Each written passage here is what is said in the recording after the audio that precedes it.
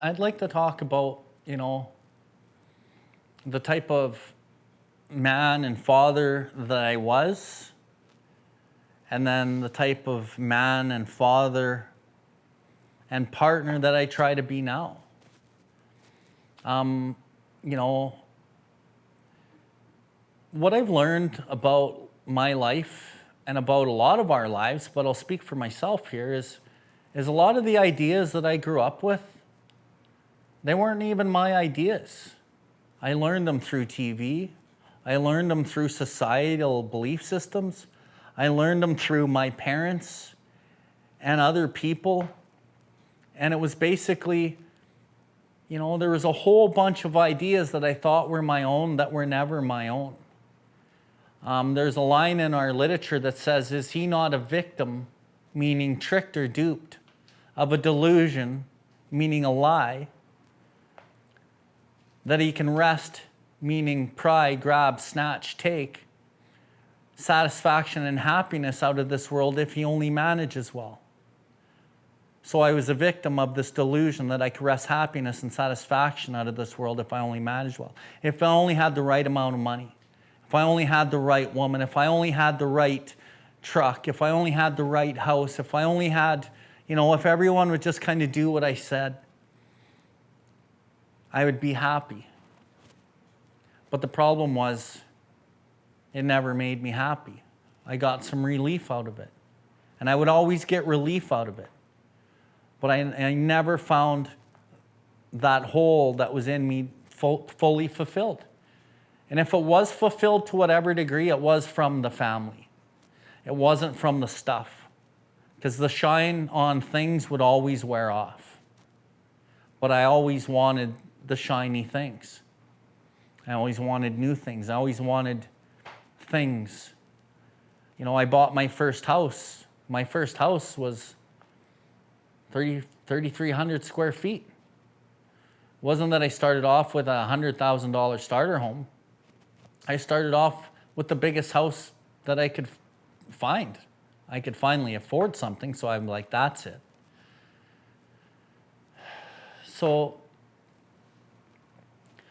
And also I had a lot of prejudice. I grew up in a religion.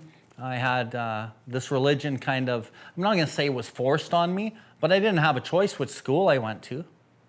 So I went to the school and I learned what they taught me, and I didn't know, I didn't have a choice in grade 2 or grade 3 of what school I went to. I went to the school that my mom told me to go to. And so I learned all these things, and I did all these rituals. And I remember as a kid, I didn't really believe it all. But I believed there was something, but I didn't really believe everything that was being taught to me. But I did it. I did my prayers. I did what I was supposed to do. And I went right up through high school like that. But then when I came out of high school and I started my life, I went on the journey of trying to wrest happiness and satisfaction of this world by obtaining things and status and money and whatever it was that would fill that hole. Like, why? Because that's what society told me. That's what the billboards tell me. Take this trip on this boat and you'll be happy.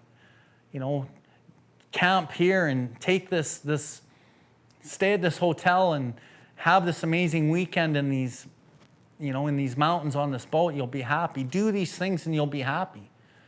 Get that girl that looks like that on the poster and you're going to be happy. And I'm going to be sitting there with 5 friends. We're all going to be partying with all these girls around us, and that's happiness. What a farce. What a lie.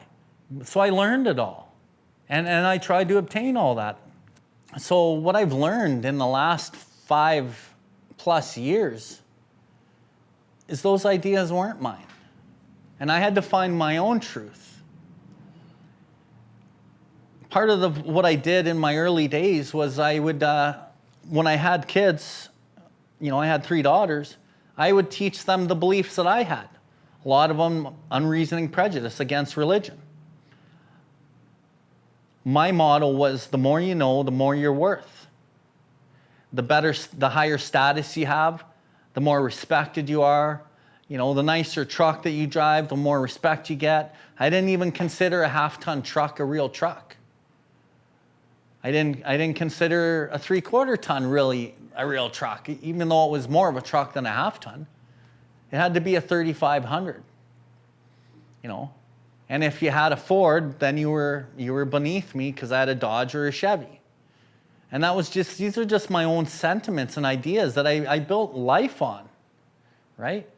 And I would teach my kids, we would cynically dissect spiritual principles and spiritual people. And I would paint a whole religion with the wrongdoings of one person. And I taught my kids a lot of this prejudiced behavior.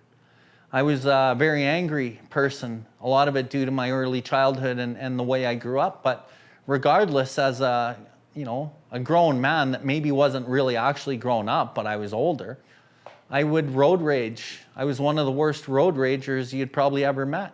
I would jump out, I would slam my brakes on Deerfoot Trail or Blackfoot Trail, wherever I was, and I would run back to your vehicle, and I would jump in your vehicle, and I may punch you out. And I would give you definitely, a piece of my mind. And there was many instances where it got physical in my life. I remember, karate kicking a car. And then we got in a high-speed chase. And I had my family was with me. And that affects them to this day. But this is the type of behavior I'm telling them that's acceptable. Minus, there was a lot of good things that I did too. I don't want to paint this like monster picture of me. I was a good father, but I had some issues. And so I parented, in some ways not the best, but I didn't know. And this program, I go through the steps. I work this program. I really focus in on what step 3 is, and I get to see the truth in step 4. I get to talk about the truth that I didn't agree with really and see it from a totally different perspective in the 5. And the best part is that I can change. I don't need to be this person that I thought I was a great person, but I'm actually not so great. Like I said, I'm a fixer-upper if there ever was one. And I need to do some work and fix her up. And step 6 allows me through a great deal of pain. And I like the one line in the 12 and 12, I think it's in step 10, talks about the pains of drinking before sobriety. Yeah, goddamn, pains of drinking and doing drugs before sobriety, that's for fucking sure. And then inner turmoil before serenity. I got to face this inner turmoil before I get some peace of mind. So there's a lot of work to be done. So I did a lot of that work. I've done a lot of healing work. This is a healing journey. This whole journey that I'm on is a healing journey. And through the healing journey and through me seeing truths, through me changing, and instead of living in resentment and contentment and anger and what can I get out of life, this program has switched it. And I live in, love and forgiveness and kindness and what can I give? What can I pack into life today? Am I perfect at it? Am I a saint? No, not even close. But do I try? Yeah. I have the best possible attitude I can take in this lifetime job that I believe is the rest of my life. I try to build character through this inner turmoil and suffering, but going through the pain. There's going to be pain either way. Either I grow through the pain and I learn the lessons, or I take the easy road and I avoid the lessons and have this unremitting suffering pain. And I never learn the lesson. So I've taken the choice to go through the pain. Life happens for me, not to me. I don't go through anything. I grow through everything. And now I'm able to teach my kids that. So I'm doing a lot of backtracking in my fathering, but I'm doing a great job. And they're not my kids anyway, they're God's kids. All I can do is be the best person I can be, allow them to see through my actions what I'm doing, and just be there for them and help guide them and show them. And they're in for their own journey. Everyone has their own journey. So I'm on my journey. I had to go through what I had to go through. Whether it seemed like it was good or bad, to me it's here nor there. It's all experiences, and it's life on God's terms now, life on Creator's terms. And with my kids, they're on their own journey, and I'll be here to support them. And they love me for that. I know they do. Do they get resentful because of some of the harm I caused? Yeah.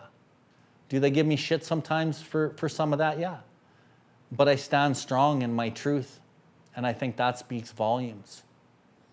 And I think I've given them all the tools they ever needed, which was love. And now they're up for their own adventure journey through life. So, thanks.